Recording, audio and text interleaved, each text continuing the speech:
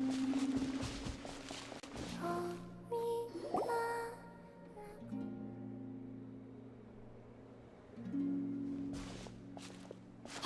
she's sitting up! Is me sitting here a rare sight? No, we just thought you'd be resting. Perhaps I would have been, were it not for the sudden arrival of some unexpected guests. Not that I consider it a disturbance. After all, you are the only ones who are free to enter. Would it not be a little unfriendly of me to lie down while we speak? I didn't realize you put so much thought into little things like that.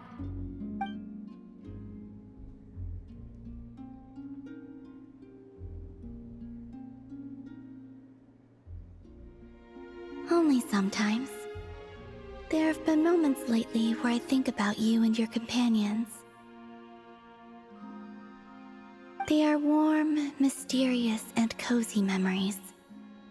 Very few of my past memories are anything like that.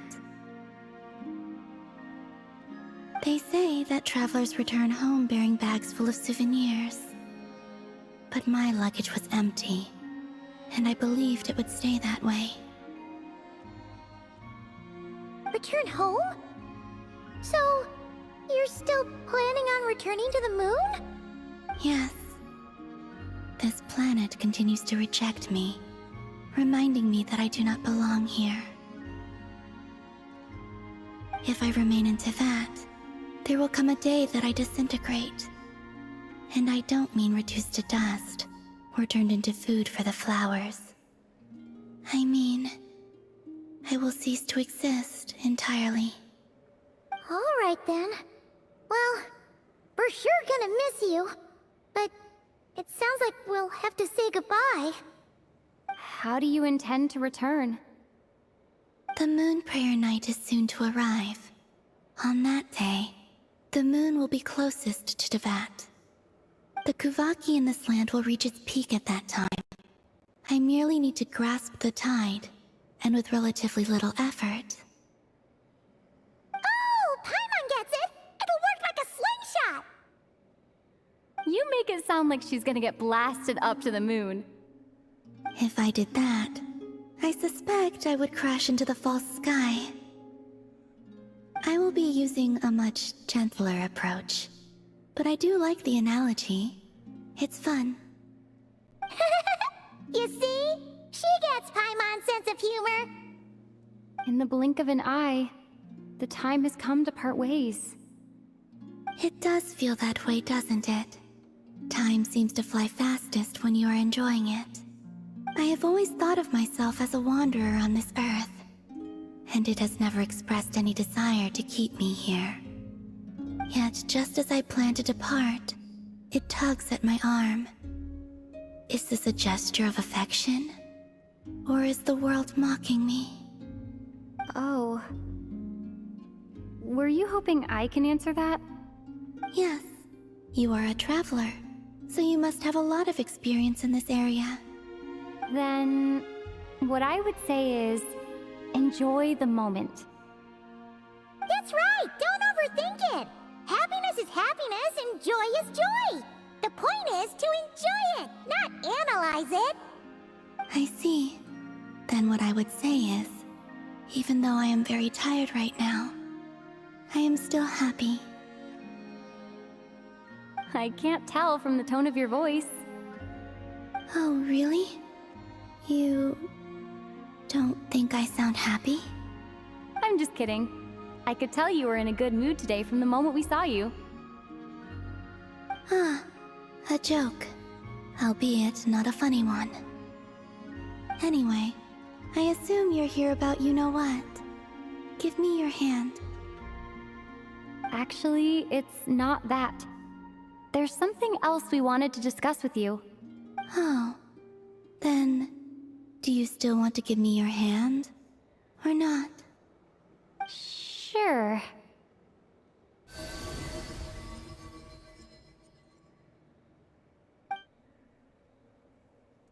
Thank you.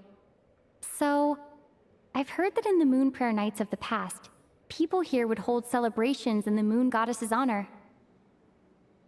since you helped so much in our fight against the Rehir of Solnari, I think you deserve a farewell party before you return home. I haven't asked everyone else for their opinions on this yet, but I'd like to invite you to join the upcoming Moon Prayer Night. I've never joined a moon prayer night before. I'm not sure what I would even do. Oh, don't worry about that. We take care of everything. All you need to do is show up. Of course, there's no need to force it if you're not feeling strong enough. It's just, this kind of felt like a golden opportunity. But they call me Kutar, and the Fatui have an arrest warrant out for me. I shouldn't appear in public right now.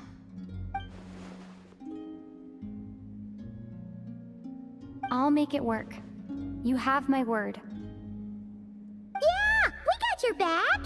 Well, she does. Paimon's actually not too sure what she's planning. All right, if you're sure. I will not refuse your invitation.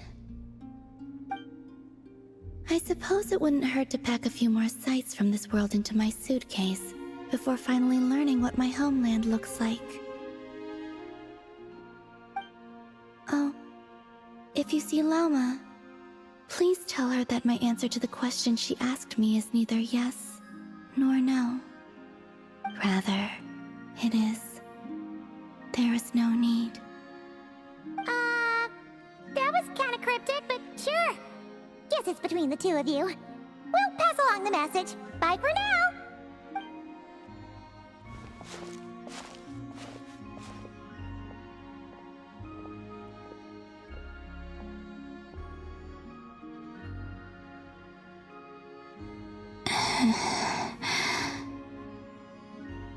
And also, I do not know.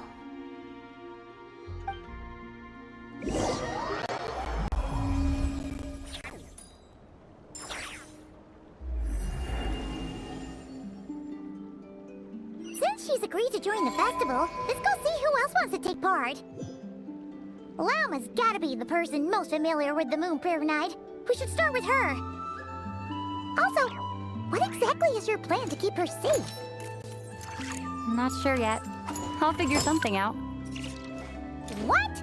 Are you serious? And Paimon even gave you her vote of confidence back there!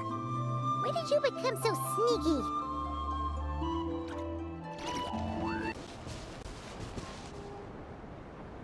Hey, Lauma! It's us! Huh? Varka? What are you doing here? Beats me. I had a bit too much to drink last night, and when I woke up, I was on Hisi Island. Mr. Varka is helping to oversee Nasha Town's preparations for Moon Prayer Night. He is here to go over some details regarding the decorations and custom cloth designs. Right, yeah, that too. What do you mean, that too?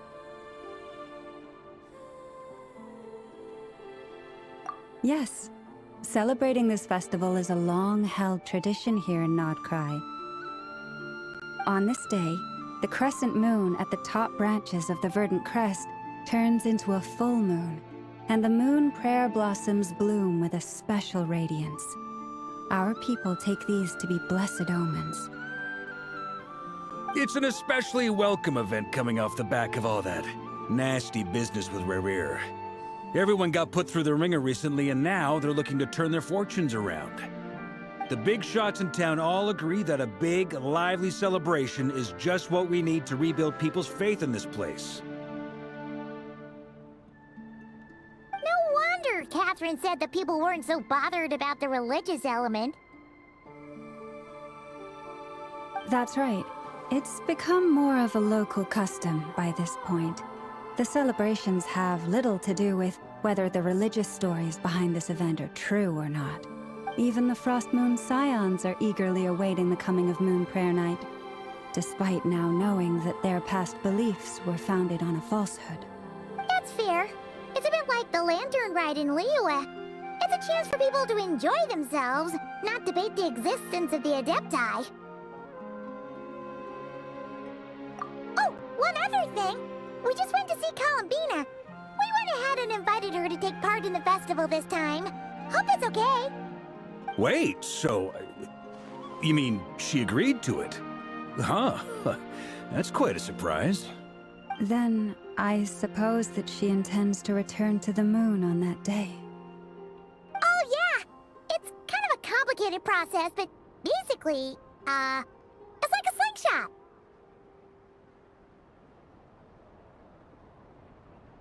I understand. In truth, I had a feeling that she might make such a decision. Well, if Kuthar has decided to participate in the festival, we should prepare accordingly. Yeah, exactly. She was saying how it could be risky for her to show her face in public. We were wondering if there was any way we could hide her. Unfortunately, the people who carved the statues did an excellent job of capturing her likeness. It will be very challenging to hide a goddess whose face everyone is so familiar with. Darn! We may have bitten off more than we can chew here. Nah, don't sweat the small stuff. We can handle that. Huh? Are you saying you have a plan? Not as such, no, but the most important thing with a festival is to keep the mood light and your spirits up. You can't go preparing for a festival with those long faces. You'll never convince anyone to enjoy themselves. The Mondstatter spirit is strong with this one. As it happens, I agree with Mr. Varka. Let's start by making our appreciation for Kuthar the beating heart of the festive atmosphere. And who knows? Once we get the ball rolling, perhaps everything will just fall into place. Hey! Did you catch that? Llama said the thing! Or close enough, at least.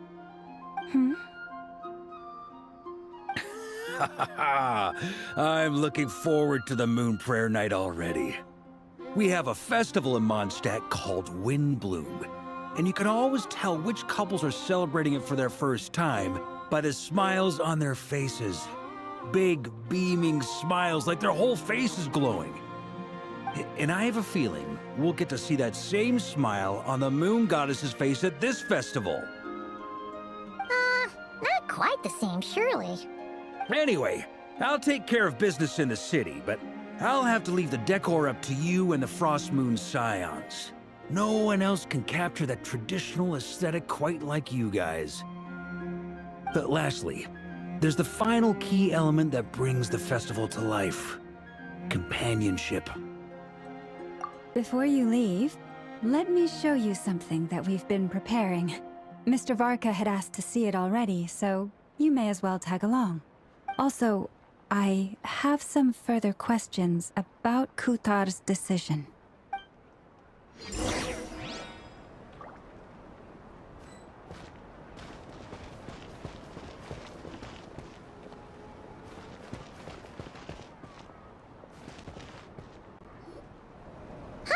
What's this? They sure look like they're having fun. I believe so. Kuhenki seem very skilled at playing drums like these, although I'm not sure where they learned it from. Maybe it's an innate talent? In their eyes, they're probably just playing with toys.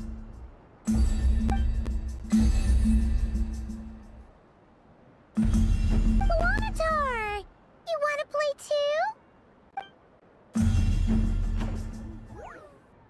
too? Yeah. She looks more confused than anything. Maybe we can teach her next time if we get the chance.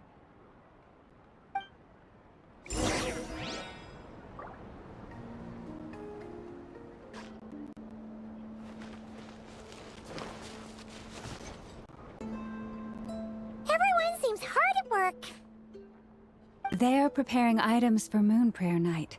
For instance, the sculpture being made over here, Mr. Varka and I were just finalizing the details of where it will be placed. Ah, there she is. I didn't know the finished article would be so large. Not to worry, though.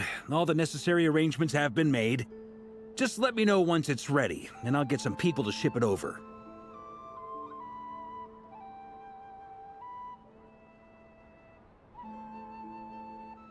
You have my thanks.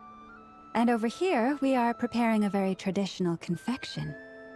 Oh, look at all these colors! It looks great! Can Paimon try one? Of course.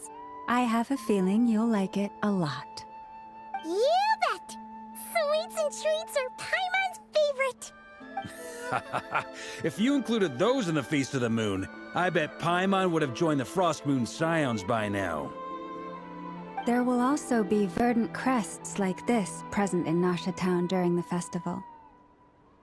The timing of Moon Prayer Night is not completely set in advance.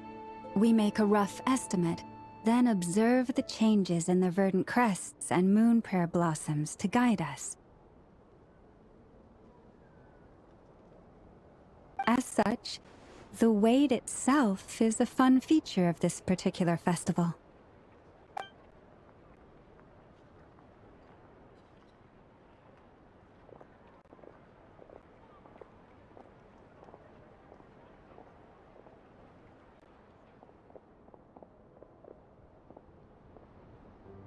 Let's talk here. To tell the truth, I am very surprised to hear that Kutar is willing to participate in the festival. I once asked her if she'd be willing to stay with the Frost Moon Scions. I could introduce her to everyone, and we could be a family to one another.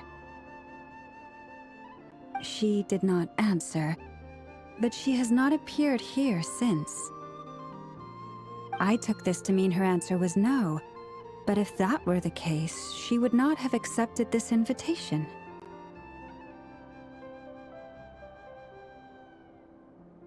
Ah. I see. Maybe she is right. Maybe the Frost Moon Scions of today no longer need a moon goddess. But my wish was not for her to come here and be worshipped as a deity. I simply wanted to offer her a place to stay.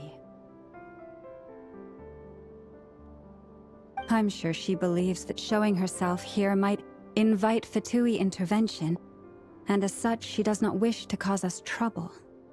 But what really pains me about all this is that this is her birthplace. She ought to belong here. Yet no one has been able to grant her shelter.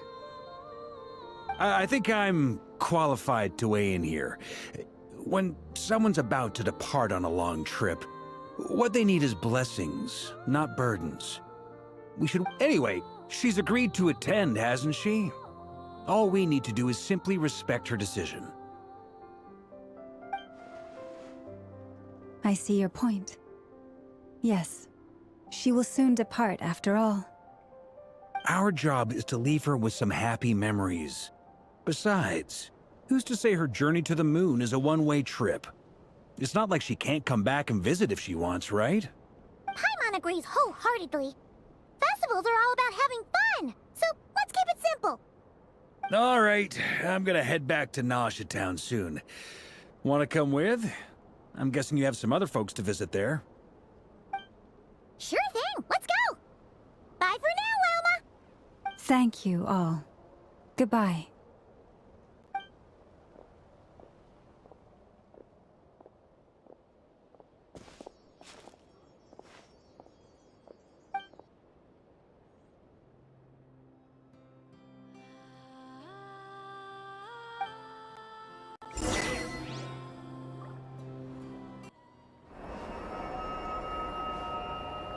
Huh?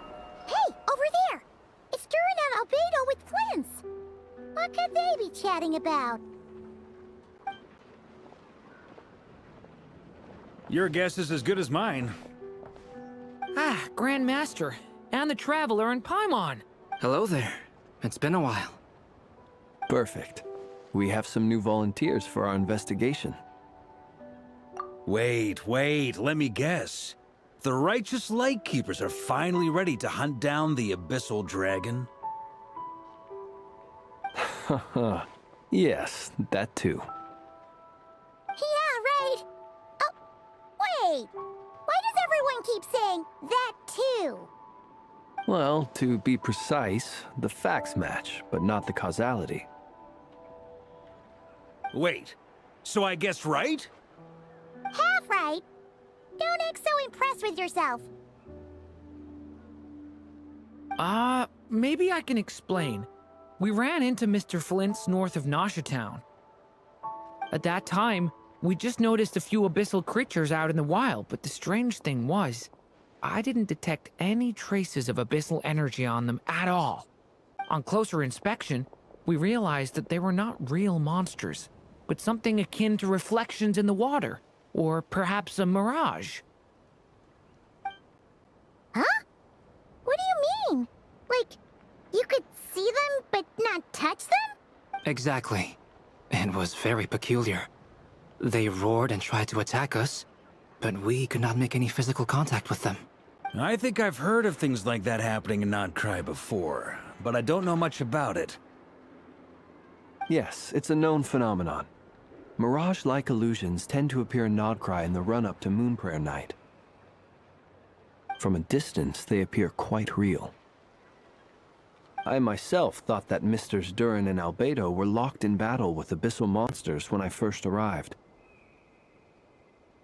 But after sharing intel and investigating a little further, we can confirm that these illusions are harmless. There is no great cause for concern. All the Mirage stories I've heard are either animals, rocks, or small houses. Abyssal monsters, though? That's a first. It's a first for me, too. So I'm planning to look into it further just to be on the safe side. What about you two? Any plans? Alice contacted me a few days ago. She'd like me and Durin to assist her with an experiment. But we lost contact shortly after receiving the message. I'm sure that comes as no surprise to anyone familiar with her. We don't know when the wind will blow, yet when the wind blows, we will know. That, in a nutshell, describes how Alice operates. Yeah, that tracks. Okay. Well, I suggest we investigate this Mirage business in the meantime. It's piqued my curiosity, and I'm pretty sure I know someone who will already be 10 steps ahead of us. Well said. Right? Whatever's happening in Notcry, she always seems to be the first one to know. Let's go see what she knows. We can invite her and her staff to the festival while we're at it.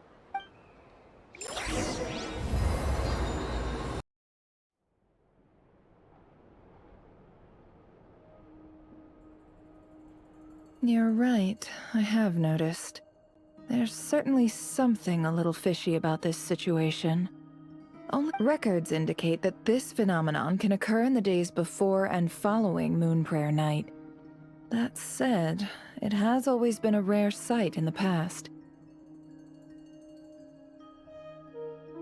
The odds of encountering these phantoms are similar to looking up in the night sky, happening to see a shooting star, and managing to make a wish before it disappears. But this time, either everyone's getting lucky, or they're appearing far more frequently than usual. Yehoda's out gathering intel as we speak. In the meantime, let me check off some points of interest. First, the Abyss. The ones we saw seem to be abyssal monsters. Indeed. But we have identified one location where many more of them have made an appearance. And not just monsters, but human phantoms too. Given the scale and nature of the phantoms, it's almost as if someone's last memories are coming to life. Or perhaps the memories of multiple people. Oh. So you mean the phantom monsters are hunting down the phantom humans? Exactly. The phantoms can interact with each other, but we have no means of intervening. In addition, some of the human phantoms would seem to be from the very distant past. This is clear both from the clothing they wear and the stories they tell. They claim to be from Hyperborea, a name which I've heard from Lauma before. If this is true, it means they must be from 6,000 years ago. Did Paimon hear that right? 6,000 years? It sounds like this merits further exploration. That'd be a big help. I'll leave it with you, Albedo. My knowledge of ancient history is non-existent. I used to doze off every time the pre-Knights Favonius era came up in class. It's quite a miracle that you were able to understand these phantoms' speech, given how long ago they lived. I suppose you're right. But I'll leave the archaeologists to ruminate over that conundrum. As an intelligence broker, my sole interest is in the value of the information I gather, which, in this case, hopefully means earning myself some good favor with our dear Lady Moonchanter. So calculating. Whew, this intel broker logic always catches Paimon by surprise. Sounds to me like we could split the work up. I think the abyssal phenomenon is best left to Albedo, Flints, and me. Agreed. It coincides with my duty as a lightkeeper. For my part, I'd like to understand the Abyss better. Even a little knowledge would go a long way. This is certainly a rare opportunity to study the Abyss. But even rarer, perhaps, is the chance to make contact with the Ancients. The Curatorium will take the lead on investigating the Hyperboreans. We put in the work to learn what we know so far. It seems only fair that we get some quantity of exclusive intel. That just leaves our trusty team of 2 unassigned. Since you became an honorary knight, of course. This was part of my grand plan all along. Ha ha ha! Oh yeah, by the way, we managed to convince Columbina to come to the Moon Prayer Night celebrations. Would you and Yehoda like to join too? She agreed to that? Huh. Quite an achievement. Never underestimate the traveler, I guess. I'd be happy to join. No point shutting myself inside when the streets are all decked out. I doubt any clients will be visiting during the festival in any case. And Yehoda loves a party, so I'm sure she'll jump at the opportunity. No, no, no, no, no, no, no, no, no, no! Way to contradict me in front of... Wait, no, that's not what I have bad news, boss. So many people. All right, everyone inside, quick!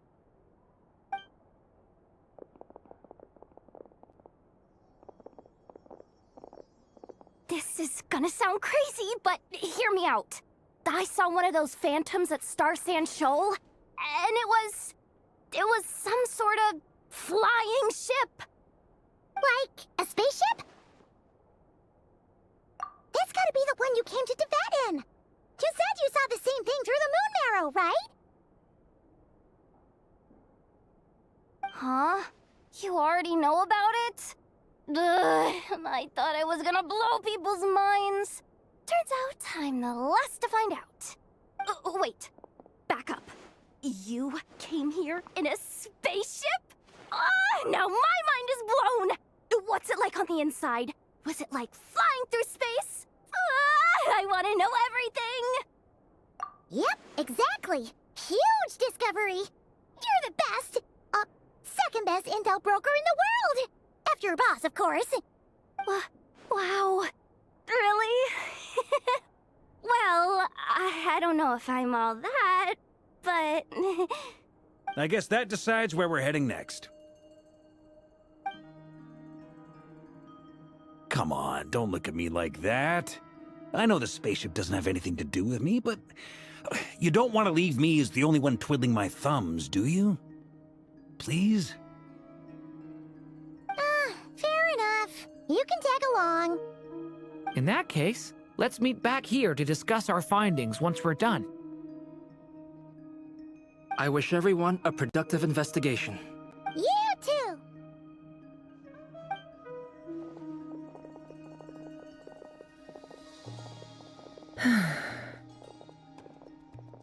What's up, boss? Aren't we gonna head out?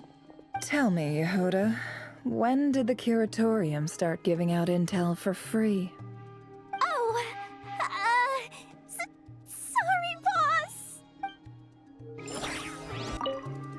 We can't unshare information any more than water spilled on sand can be put back in the bucket. I'll just have to balance the books some other way. Please, boss. There's gotta be another way. Who knows? Depending on what they find, maybe this will work in our favor. Please. Last time I tried to pet Ashru, little fluffball ran away. Someone's not getting their dried fish today.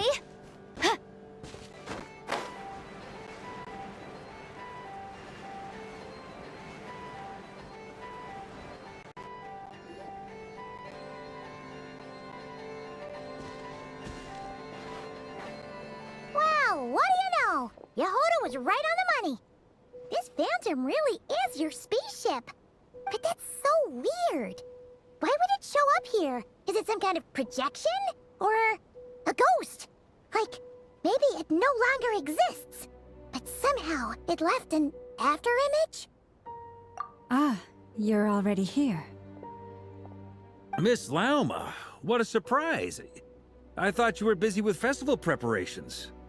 I was, until one of our people informed me that a strange sight had appeared at Star Sand Shoal. No one's ever seen something quite like this before. I thought I should see it for myself. Same here. Oh, so we heard that these things appear around the festival period. Any idea why that is? Unfortunately not. We have very limited information about them, since they can't be interacted with. And no human phantoms have ever made an appearance before now. The most we've been able to deduce is that these sightings appear to be connected to the increase in Kuvaki energy around this time. Yeah, seems like that's all we can do. This is all so confusing. Allow me to lend you a hand.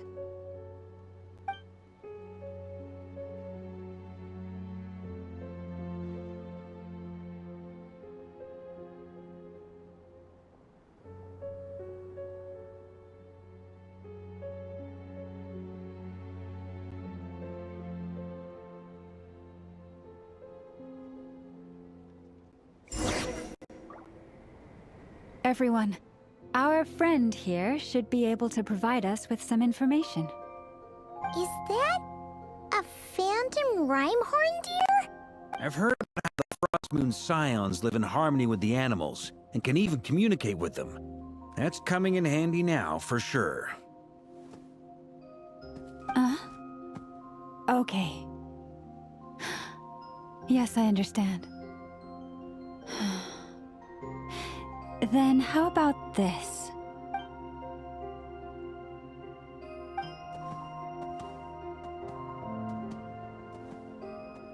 Oh, it's leaving.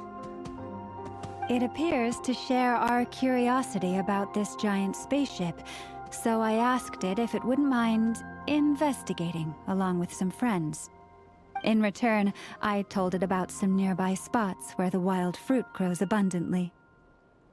We may live in a different era from these phantoms, but I trust that the terrain, climate, and ecology here are more resistant to the effects of time than some things are. Let's give them a moment and hope for the best.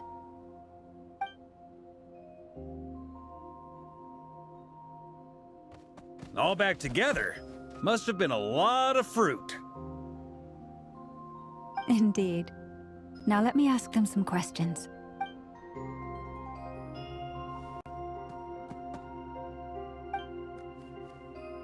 It did find a lot of wild fruit, enough for them to feast for a long while. This puffin circled in the air several times, but didn't spot anything out of the ordinary. Certainly nothing to do with the spaceship. Huh. Well, it definitely makes sense to get a bird's eye view. Indeed. Other than that, I was also thinking that the world these phantoms see is also different from ours. Oh, I get what you mean.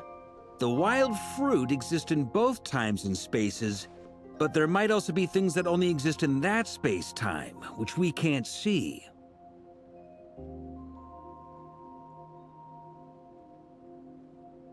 Good point. Great thinking, Llama.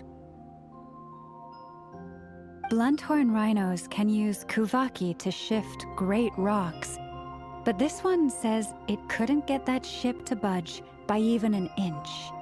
The sniffer mole tried too, but despite being a skilled digger, it could not get through. They say that the spaceship looks robust and undamaged. It seems completely impervious to any and all attacks. Whatever lies within is well defended from harm.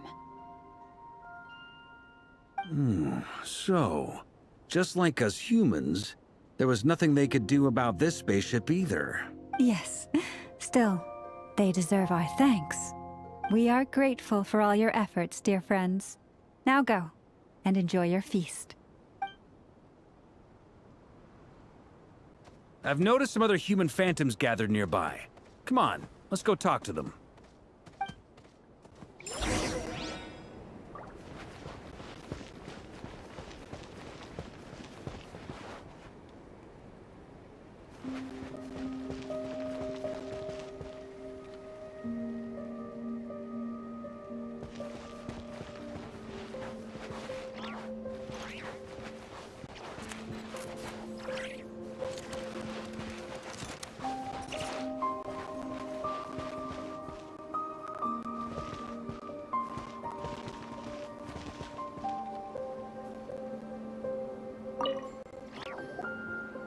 What is this thing? I've never seen it move, and there's no way to get inside.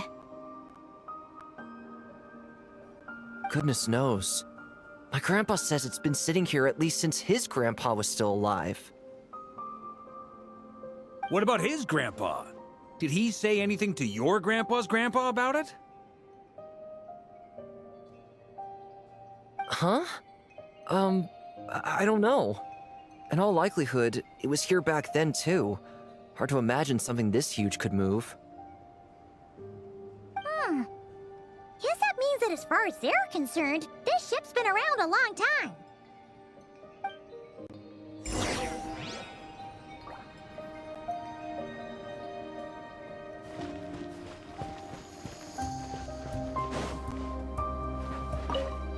Have you ever seen anything like this? Nope. Never seen or heard anything this weird.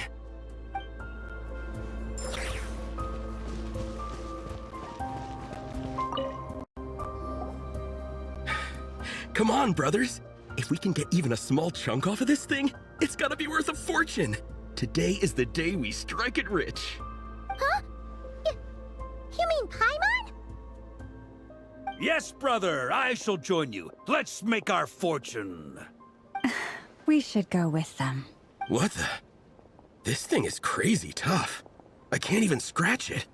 What's it made of? Sorry, brother. Looks like we'll have to seek our fortunes elsewhere. Enjoying yourself?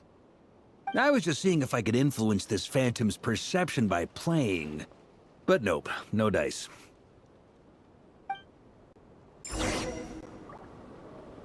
I'm sure we're all starting to build up an idea of what's going on here now that we've spoken to some of the people. These phantoms are reenacting real historical events in Nodcry. It's almost like we're in some kind of interactive stage play.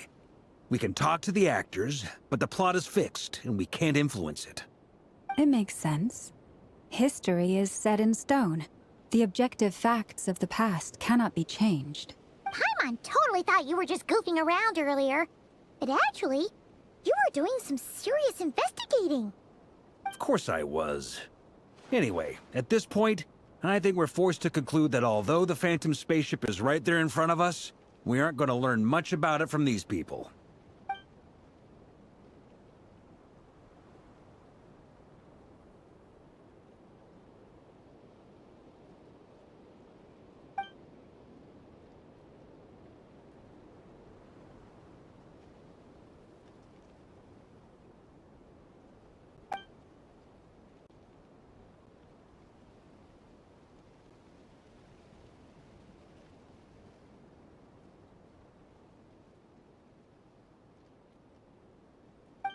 Don't be discouraged. If nothing else, this is proof of the ship's existence. And think about it. So many people tried to hack their way inside, but no one could get the door open. It's made of very tough material. To me, that says that we'll either find the ship itself or the story behind it. It's just a matter of time. Huh. Every now and then, when Varka gets serious, he actually does seem like Grandmaster material for once.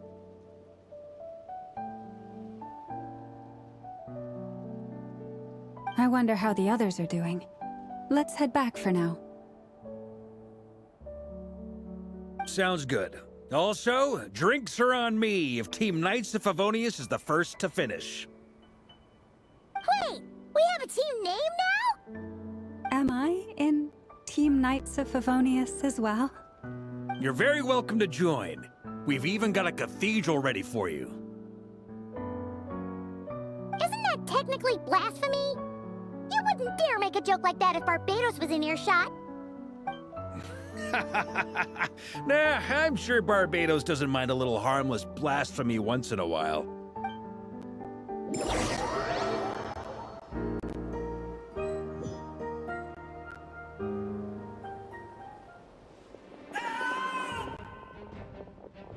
Oh, no! Get away! Oh.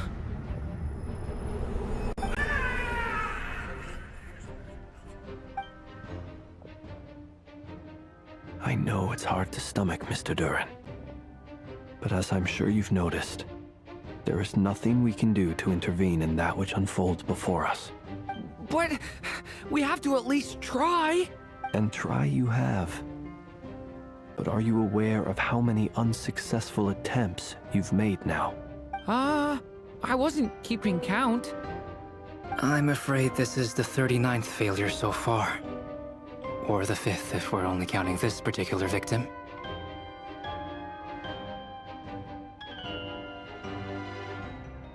There are no indications that these phantoms may be altered in any way. You seem to have calmed down a little. I'll make us a fire. You should rest and have some water. Feeling any better now, Mr. Duran? May I ask a few questions? Be my guest. What exactly are we witnessing here? What happened to those people? My guess would be that we are seeing Nodcry during the Conrian Cataclysm. Would that be accurate? Conria. That is correct. As you know, once the Abyss senses even the tiniest crack, it floods in and spreads like wildfire. There was a time in the distant past when it permeated all of Nodcry, causing immeasurable harm. The people paid a terrible price to heal this land. Then, 500 years ago, the whole of Teyvat suffered an abyssal disaster. Once more, Nodcry was dealt a devastating blow. I see. In the face of the abyssal onslaught, all were like grains of sand tossed around by a tidal wave. Be they human, fae, or god. The moment you witnessed is but one drop in a whole ocean of catastrophe. All right. I guess that answers my second question, too.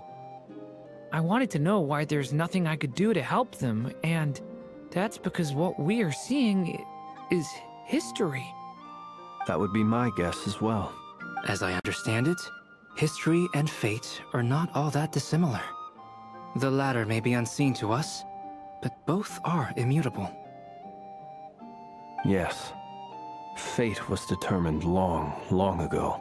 I still have a couple of other questions for you, Mr. Flint's. You mentioned more than one abyssal disaster that has struck this land in the past. How can you be sure that what we're seeing is from the Conrian incident? And also, how are you able to stay so calm when you're talking about these events? From everything I know about you, you're not cold or ruthless, and you're not indifferent to the suffering of others. Alas, I am forced to show my age. I must be 600 or 700 years old by human measure. Wait, so you... One is not easily moved by history when one has witnessed the truth firsthand. I'm sorry. You needn't apologize. Your passion is a good thing to have. Treasure it, because someday you may find it in terribly short supply. Now, at the risk of offending you, I have a question in return. Your curiosity toward the abyss, is it born from hatred or because you sense its call? I only ask because I kept a fragment of Rerear's body in my lantern for a short time. Specifically, his heart. So I know what a burden it can be to carry the abyss with you. And I hear its power growling from somewhere within you. In my eyes, your mere existence is a miracle. My honest answer is... I don't know. I don't think I have the confidence to say for certain. What I will say is the abyss is not the only issue that haunts me. Even before I became who I am today, the question dogged me constantly. Should I even exist at all? My doubts remain unresolved. But when we fought Rerear, something became a little clearer to me. Sometimes it is the darkness within us that allows us to achieve the impossible.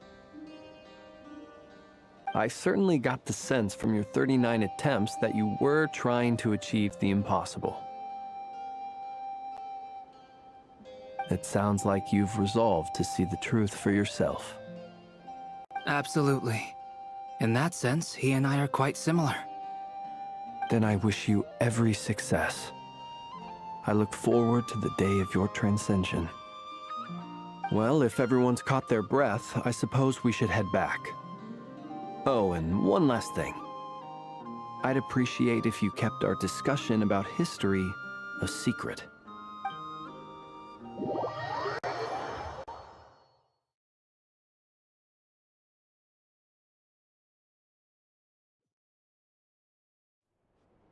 Incredibly, our separate investigations led us all to the same conclusion. Hooray for consensus! Yeah, but we barely learned anything, though. I totally thought this would be the motherlode. Talking with the ancients? I mean, come on! But nope. All we got was useless snippets of conversation. And all this stuff about moons and hyperopia. What a load of baloney. Seems like people back then had a few screws loose. I understand your frustration. We found the same issue. Each phantom only showed a very brief moment in time. There isn't much value to be found in these miscellaneous fragments of a civilization's history, no matter how glorious it may have been. If there's a silver lining, it's that these phantoms are harmless to the present reality. They shouldn't get in the way of the festivities. Paimon agrees. And not just because it's the first thing she understood in this whole conversation. You look disappointed, Nefer. Is something the matter? What do you think? We all worked our tails off, but the only one to gain anything from it was you, Lady Moonjanter. Well, please do share the Hyperborean records with me. I will gladly inscribe them in our people's documents. Oh, duh! Yeah! That was it! Hyperborea! Hyperborea. I'm serious. Only an expert in the Frost Moon Scions and their history can turn these records into valuable research material. The alternative is to let them gather dust on the Curatorium's storage shelves until the pages turn yellow.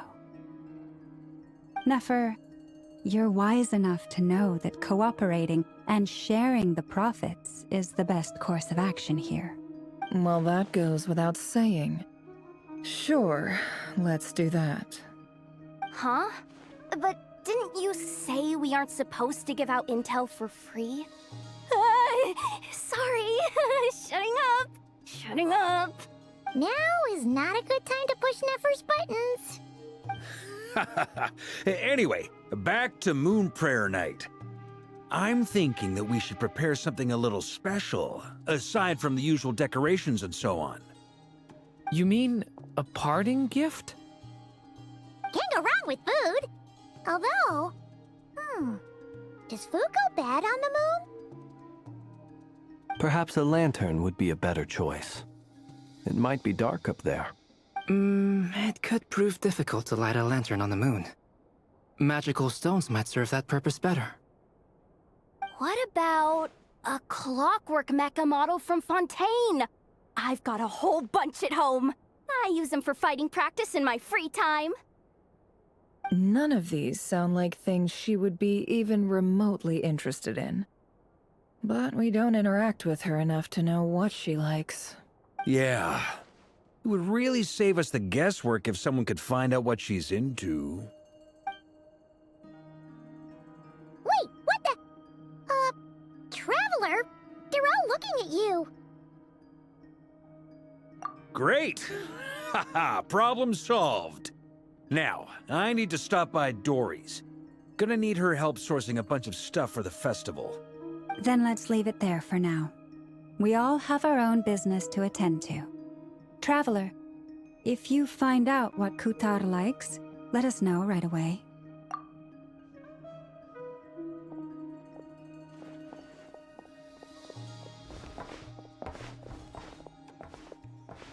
Is something the matter? I'm fine. It's just... I'm still feeling a little rattled after witnessing the horrors of the Abyss. But it's okay. This is something I have to work through. I'll be all right. Thanks for your concern. Well, don't put too much pressure on yourself. If you ever feel like something's wrong, physically or mentally, we're here to talk. Come on. Stop treating me like a kid.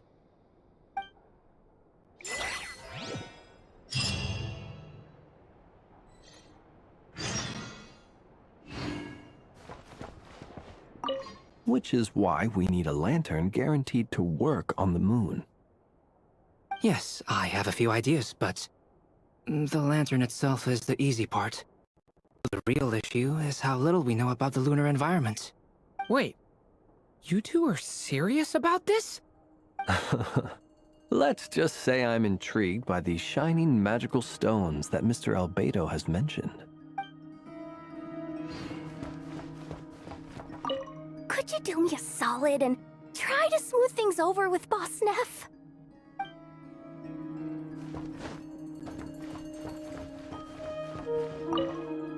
You should get going.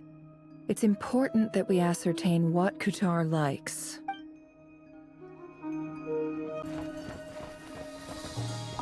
Miss Lauma, would you accompany me into town? I think it'd be best if you saw the Frost Moon Scion's decorations for yourself. Very well. Let's go.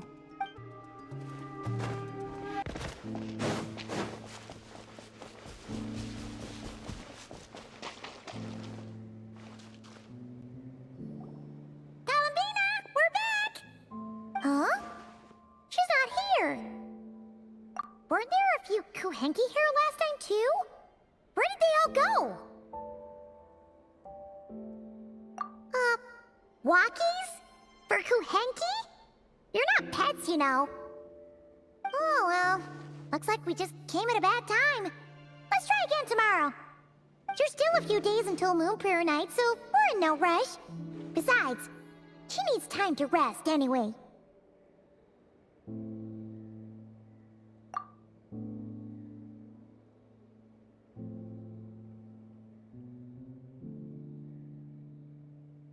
Kalamina!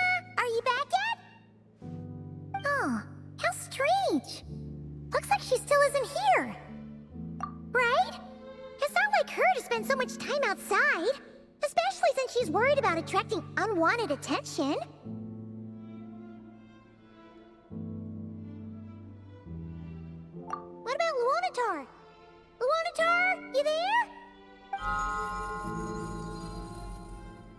Hey! Do you know where Columbina went? Sorry, didn't understand. But if you know where she is, could you take us to her? Yeah, that's even stranger. What about him? Oh, that's not good news. They change color when Columbina gets weaker, right? And they look super pale right now. Good idea. She might know what's happening.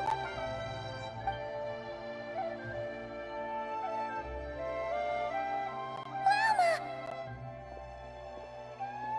Ah, it's you. How is Kutar? Is she okay? No, she hasn't. I came here to check on her after I noticed the flowers had changed color. Based on past precedent, she must be very weak right now.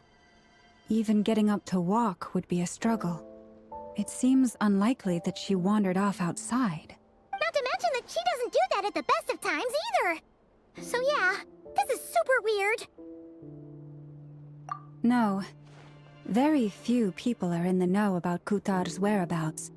And if anyone suspicious had visited, they'd have left some sort of evidence. Come on, let's go to Nasha Town. If anyone has seen her, someone there will know about it. It's not Cry's information hub after all. Makes sense. Let's go!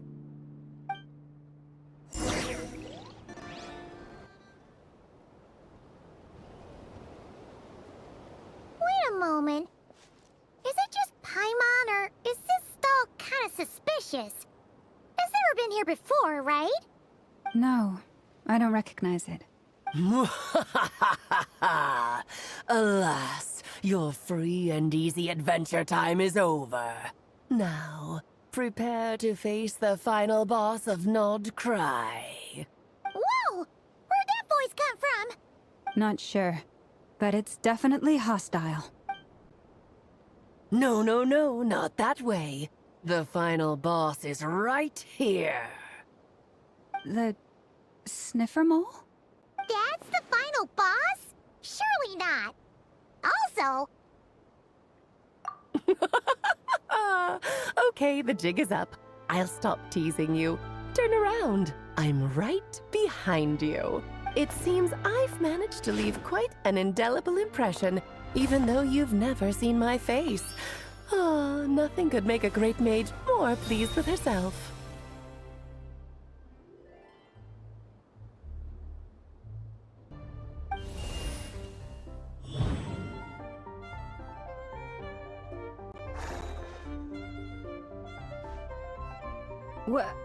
What is going on?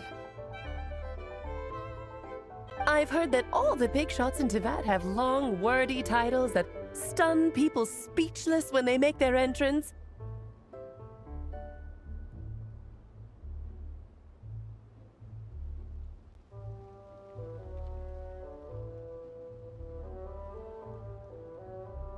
Unfortunately, none of them are affiliated with the Hexen Circle, and we ourselves keep a very low profile. The notorious name-dropping doesn't quite work for us. Still, I, for one, think I'm really quite amazing. So that didn't stop me from coming up with a title anyway. Alice! It's really you this time? Not a lantern or a dodoco, but Alice in the flesh? Oh, that's right. So, what do you think? How does it feel to finally meet me?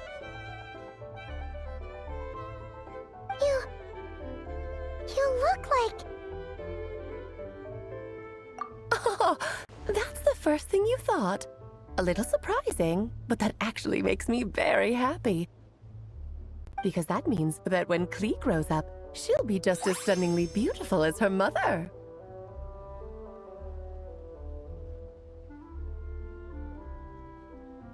So she's a friend of yours? Kind of. This is actually the first time we've seen her in person. I see. Madam Mage, That was, quite a powerful entrance. I certainly won't be forgetting it anytime soon. It's okay, Lauma, don't force it. Paimon will do the honors. This is Alice from the Hexen Circle. She's a friend of ours. And of Arcus, too.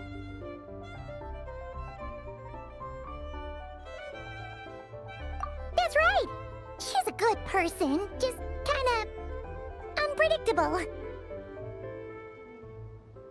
Well, what is the human heart if not unpredictable? Hmm?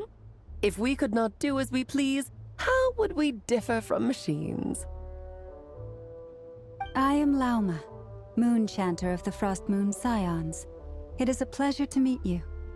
Oh, I know. Before you got here, I spent a good, 15 minutes getting up to speed on Nodcry's present situation. In other words, I've read the whole in the last episode part, so we can skip the pleasantries.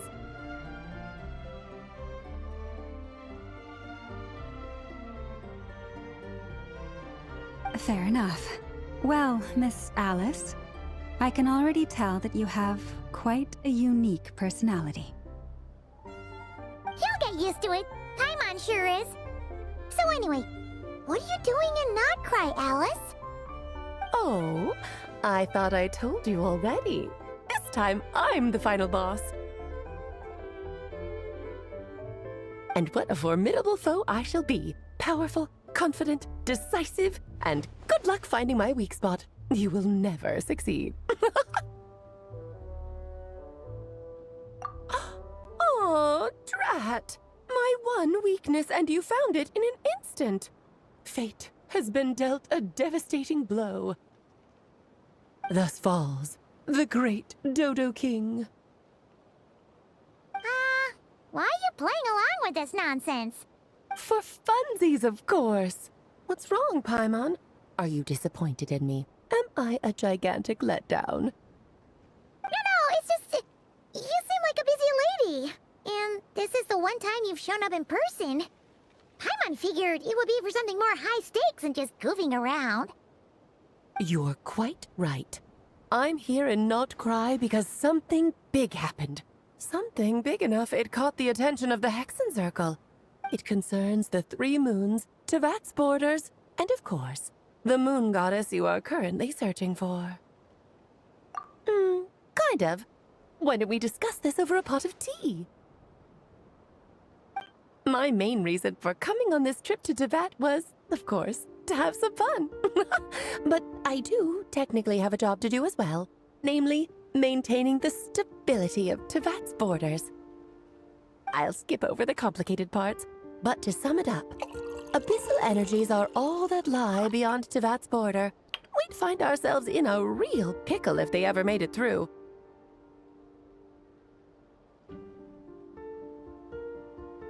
And the phantoms you've been seeing are a sign that the border has been disturbed.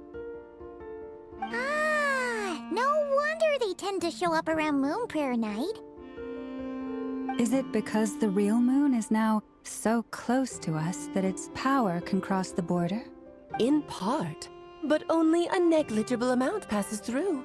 Just enough to influence the verdant crests and so on.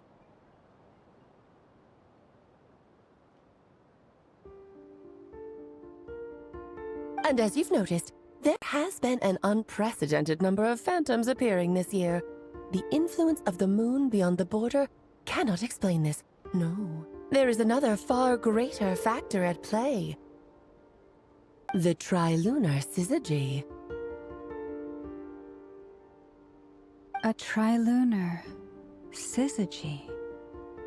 Eons ago, before the heavenly principles came to Tevat, it was the then 3 moon goddesses who controlled the laws of this world. Oh, that's exactly it! The 3 goddesses split these powers amongst themselves, promising never to consolidate them into one singular body. This was meant to keep the world stable. But, fast-forwarding to the present, the eternal moon's marrow is with you, while the iridescent moon's marrow, which should never have appeared in this world, has been retrieved. Add that to the presence of a moon goddess in the flesh and... the power of all three moons is gathered here in Notcry. There hasn't been an event like this since the War of Funerary Flame. And it's having a noticeable effect on Tevat's borders. Because I wish to give my darling daughter a peaceful, sunny environment to grow up in. Is that a good enough reason? Kinda sounds like you're dodging the question, but it does make sense. Well, that's one reason anyway, and the most important one. The others are a little complicated to explain. For instance, cleaning up after dearest Miss R. Albedo could tell you more about that if you're curious, but right now, I have a more important question to ask you. Why are you collecting the moon marrows? I see. Nicole told me about that legend once. Nicole? You mean Mage Anne? Oh, so you remember. Yes, of course. That was a story about fate, her area of expertise. But back to the story of our dear moon goddess. I'm afraid her intended method of returning to the moon is unlikely to work anymore. What does that mean? She may be missing, but she hasn't gone anywhere. She has disappeared.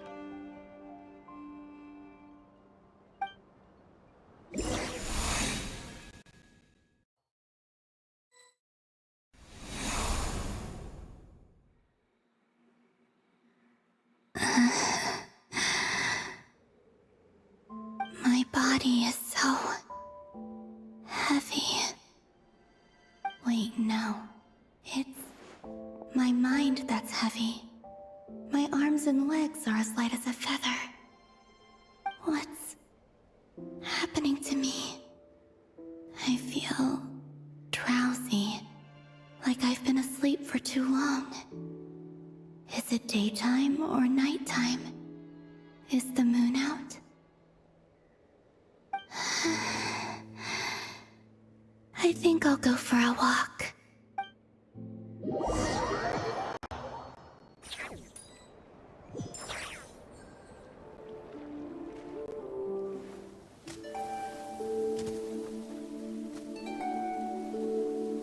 Are you out for a walk too?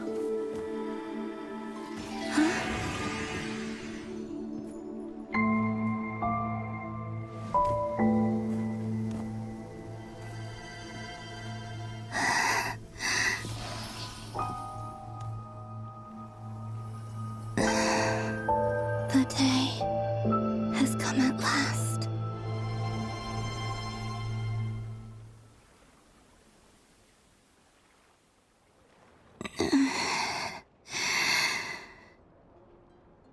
Have I grown so weak that I can't even sustain my physical form? But Moon Prayer Night is nearly here. I was so close to returning home. Death is near. Is this how it ends for me? Will I return to the moon after I disappear? Or...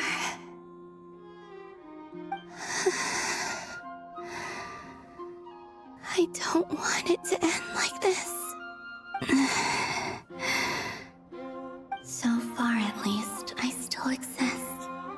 Even if not physically, I can still feel. But as my power wanes, I'm sure that too will fade. I suppose I might take one final look at this world. The world where I was born.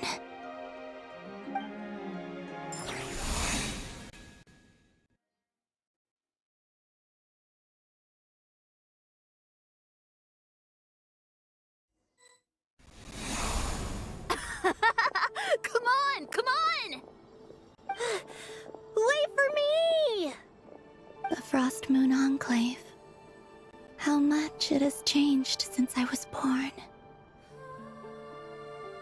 These decorations, they're so heavy. It's times like this when you kind of wish men could be priestesses and acolytes. How fascinating. I've never had the chance to be privy to people's private lives in this way. In the past, people would get so solemn and serious the moment I showed my face, like they were frozen stiff. Karina, Lametti, it's time to eat. Coming! I want to watch them a little longer.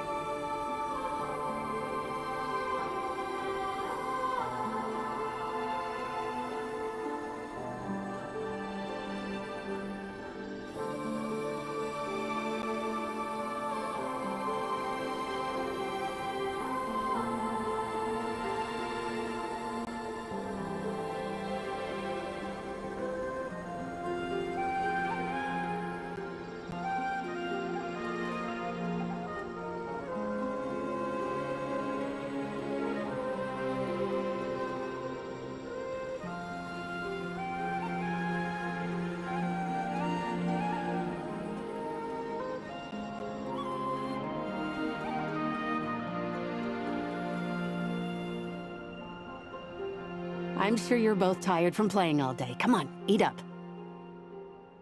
A plain, humble meal. That has always been the way of the Frost Moon Scions. Huh? How come Lametti got a midsummer berry dessert? Oh, I always get Lockaberry. I don't mind sharing. You can have a bite of mine if I get to have a bite of yours. They're sharing food? I've never shared food with anyone before. Even at the Harbinger tea parties, everyone just ate off their own plate. And when I couldn't finish my food offerings from the Frost Moon Scions, they'd leave the leftovers out under the moonlight for the animals to claim. Hey! That was 2 bites! Oh, then you can have another bite of mine. Oh, you too. Oh, don't fret now. Here, have some of Granny's too. So this is what it means to be family.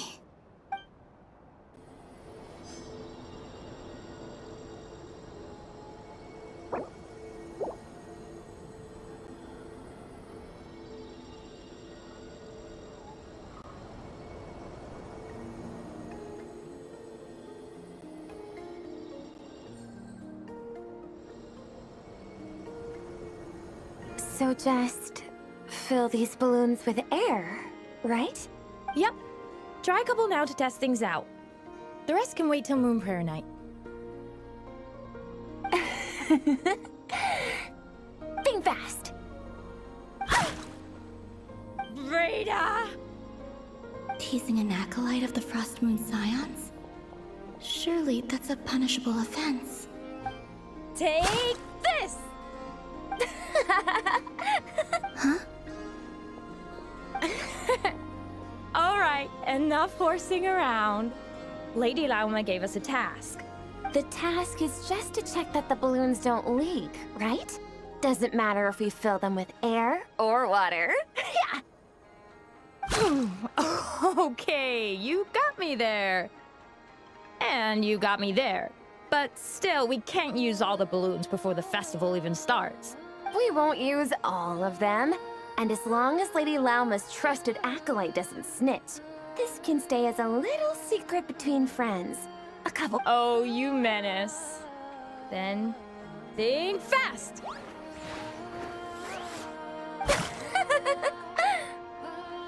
Is pumping a balloon full of water really so much fun?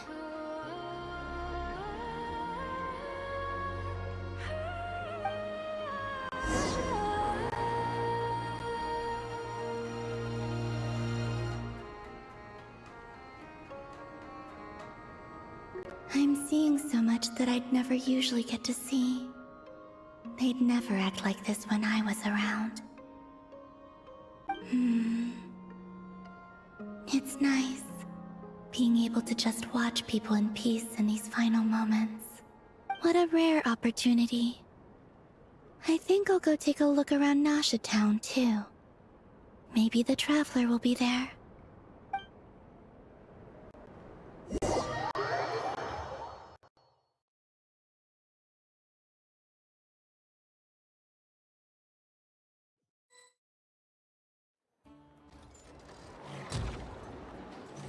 After the War of Funerary Flame, the Moon Goddesses were no longer recognized by Teyvat. They lost the whole foundation for their existence. That's why the Moon Goddess's strength is fading. She cannot withstand the world's rejection of her. To be more pedantic about it, the Moon Goddesses did something to offend the heavenly principles, and that's why they were ousted. Something of a recurring theme in Teyvat's history. Theoretically, speaking so candidly should put me in their crosshairs too, but they can't tell me what to do. I'll say whatever I want. Anywho, the Moon Marrow energies were but a drop in the bucket for her, and that battle against the Ray Hair of Solnari only weakened her further. Fortunately, it happened close enough to Moon Prayer Night when the Kuvaki concentration here is high. That's the only reason she managed to survive this long. What do you mean, fortunately? You said she disappeared. We're too late. Oh, what a headache. I thought this was all common knowledge. I guess I have some more explaining to do. Okay, buckle up. It's time for another lecture.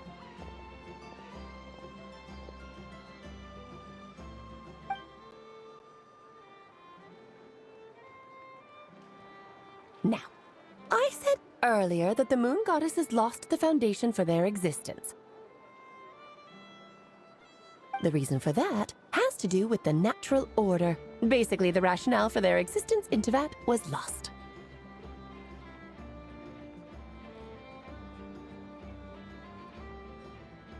The same logic applies to the present Moon Goddess, too. Consider her existence so far. Her comrades in the Fatui called her Damselette. And she was worshipped as Kutar by the Frost Moon Scions. But these connections have now been severed, whether by her hand or yours. So, the rationale that once sustained her existence is now gone. Wait, we did that to her? Oh, well, strictly speaking, yes. But let's not start pointing fingers, shall we? I'll only end up as the big bad villain, and that's not the kind of final boss I want to be. Of course I do. I'm only the greatest mage in the whole entire world. Now, if you wish to find your Moon Goddess, there are two problems we need to solve. Firstly, we'll need to strengthen the connection between her and Teyvat, at least enough to sustain her until Moon Prayer Night. Strengthen her connection. But does that mean I'll have to rally all the Frost Moon faithful behind this? I'm afraid a bygone faith and a former home won't be of any help to her now. Do you know her name? Her name? Oh, yes. Names are very important things. A name is a fundamental concept that anchors one's entire existence. Then your first job is to find it. As a Moon Goddess, I'm sure she must have a name she identifies with. Neither Columbina nor Kutar is her true name, and she's never really accepted either of them. So, finding out her real name is enough to sustain her existence? Yes, I know it sounds like a small step, but every journey begins that way. So for now, that's all we need to focus on. The second problem is with her plan to use the moon marrows to return to the moon.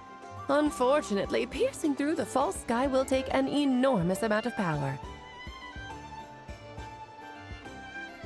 Given her current condition, she won't be able to provide anywhere near enough power, even if she recovers her physical form.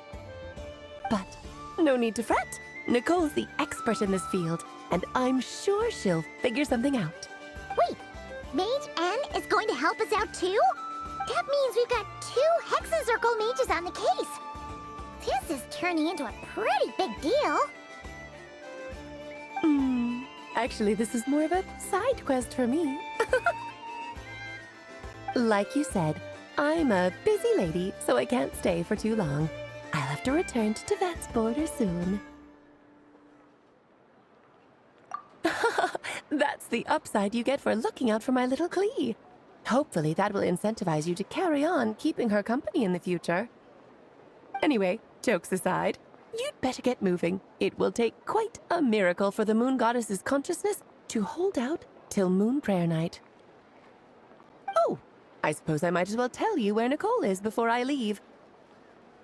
Off you go now. Time to meet your new friend. Oh, yes, and a little suggestion. Don't forget to mind your heads. What?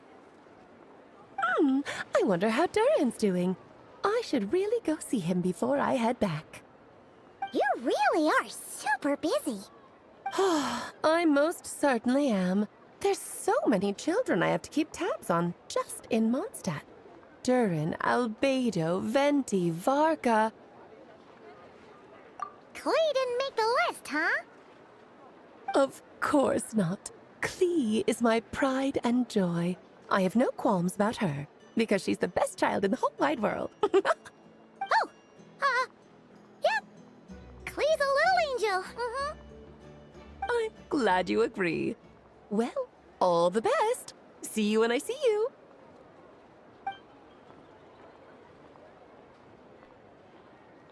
She left in a hurry. Yeah, she didn't pack up her stall. Should we handle it for her?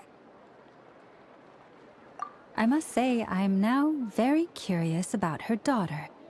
Klee, wasn't it? What's she like? That's a long story. Come on, we'll fill you in as we go.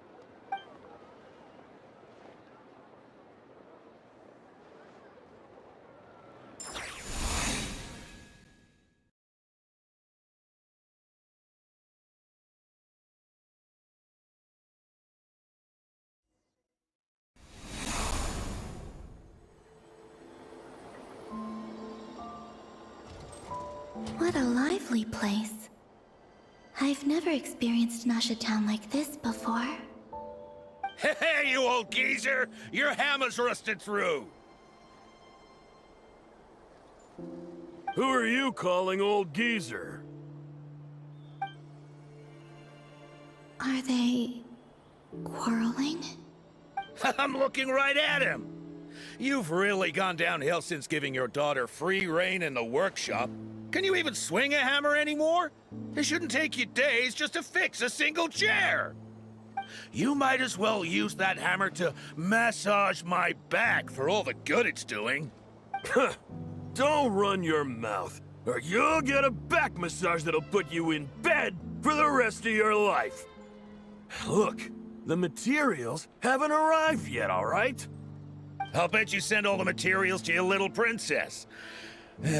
Blood's always thicker than water, huh? All right, you've made your point, Uncle Koski. As soon as the materials arrive, fixing your chair will be the #1 priority. And Dad, if you've got time to chat, why don't you lend me a hand, See? Lolka knows what the score is. I guess they're friends. But the way they spoke to each other was so ugly. Then again, it wouldn't be the first time I've seen something like this. Columbina! Sing outside my door in the middle of the night one more time, and I'll unscrew your vocal cords. You hear me? Oh, Zandrone. So that was her way of trying to be friends with me. What a pity. I won't get the chance to say any ugly things in reply.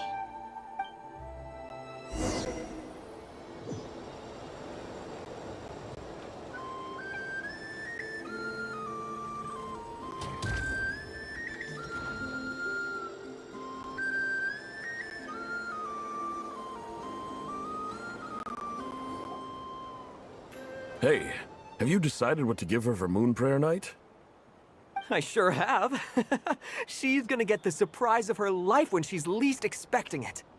Then I'll whip out the ring and pop the question. The surprise of her life. What a fun turn of phrase. Cool, I get the picture. You can spare me the gushy details.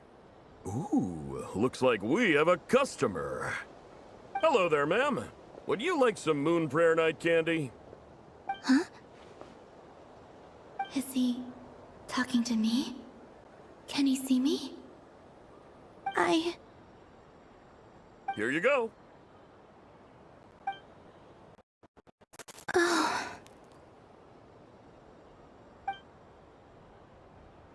Come back anytime. Right. Now, where were we? I don't know why, but I still held out hope.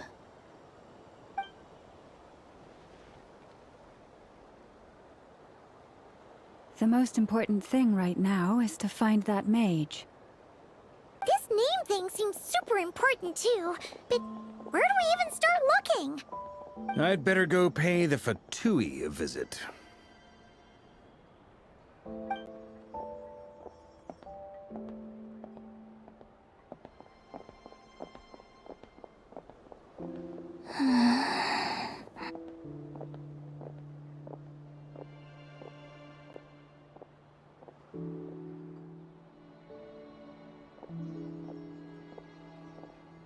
Columbina?